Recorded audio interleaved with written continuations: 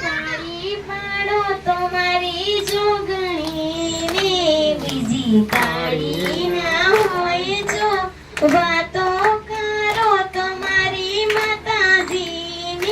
બીજી વાતો ના હોય જો સ્મરણ કરું તમારી જોગણીનું બીજું સ્મરણ ના હોય જો બચપનમાં ઘણો ફેર છે